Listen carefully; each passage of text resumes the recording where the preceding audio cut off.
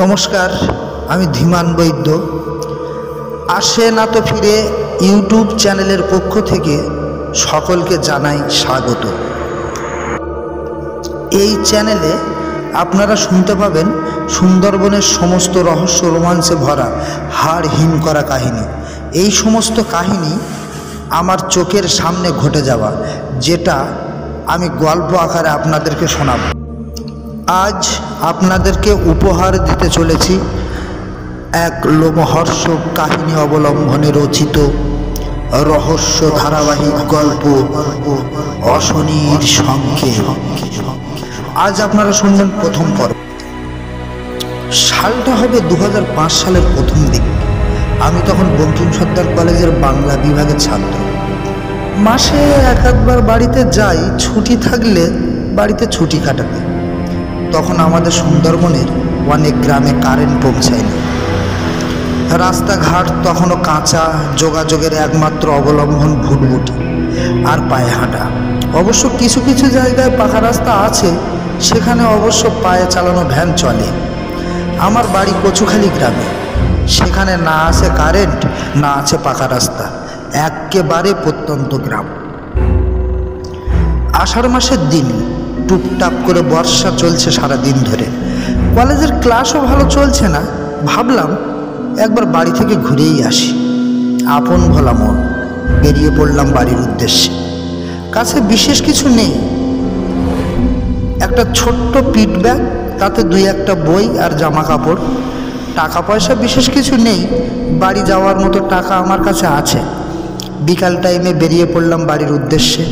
টেংরাখালি দিয়ে পায়ে হেঁটে বাহির শোনা, তারপর অটো করে ক্যানিং। আর ক্যানিংয়ে নামা মাত্র পুরকাইতের দোকানে লোভনীয় পুরি তরকারি না খেয়ে কেউ যায় না। আমিও তাই করলাম। নেমে চোখ হাত মুখ ধুয়ে দোকানে গিয়ে নিলাম পুরি তরকারি। আর এই সব করতে গিয়ে দেরি হয়ে গেল আমার কিছুটা সময়। তাড়াহুড়ো করে অটো ধরতে গেলাম, গিয়ে দেখি অটো নেই। এখনকার মতো অত প্যাসেঞ্জার হতো না লাইনে অত অটোও ছিল না। একটু অপেক্ষা করতে করতেই দেখি অটো এসে গেল। অটোতে উঠলাম, আবারও বিভ্রাট। প্যাসেঞ্জার ফুল না হলে অটো যাবে না বলল ড্রাইভার। পড়ে গেলাম ভীষণ বিপদে, কারণ বেশি দেরি হলে আবার ভুটভুটি পাবো না চুনাখালি দিয়ে। দেখলাম ঠাকুর ঠাকুর করে প্যাসেঞ্জার হয়ে গেল। আষাঢ় মাসের দিন, বারবার বর্ষা আসছে, ভিজেও গেছি। আমার কাছে আবার ছাতা নেই, মাথায় একটা পলিথিন দিয়ে রেখেছি। বর্ষায় ভিজতে আবার আমার খুব ভালো লাগে। অটো ড্রাইভারকে বললাম, দাদা একটু তাড়াতাড়ি যাবেন, না হলে আমি চুনোখালি দিয়ে কচুখালি ভুটভুটি পাবো না।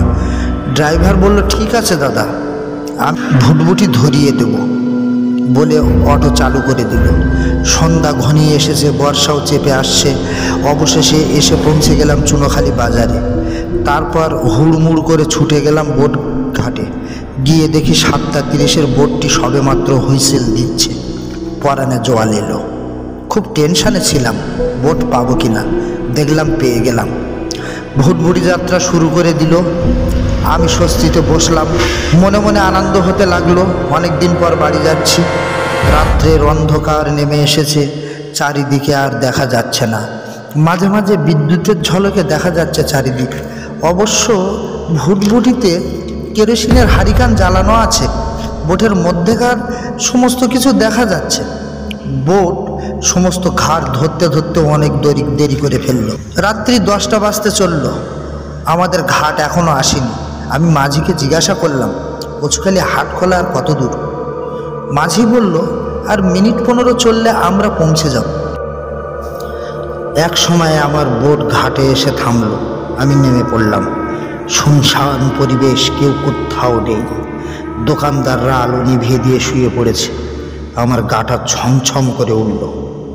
আমাকে একা একা যেতে হবে অতটা পথ ভেবে আমার বুকের ভিতরটা হিম হয়ে যেতে লাগলো। মনে সাহস সঞ্চয় করলাম, আমাকে তো বাড়ি যেতে হবে, থাকবো কোথায়? এখানে তো থাকার জায়গা নেই। কৃষ্ণ নাম করতে করতে বেরিয়ে পড়লাম। তবু মনের ভিতর ভয়ে গা ছমছম করছে। একটু দ্রুত পায়ে হাঁটা লাগালাম। মনে হতে লাগলো আমার পেছনে যেন কে একটা হাঁটছে। অনেক ধন্যবাদ মন দিয়ে গল্পটি শোনার জন্য। আগামী দিন থাকছে আমাদের দ্বিতীয় পর্ব। ততক্ষণ সুস্থ থাকুন, ভালো থাকুন। গল্পটি ভালো লাগলে একটি লাইক দিয়ে যাবেন এবং চ্যানেলটি সাবস্ক্রাইব করবেন। ধন্যবাদ।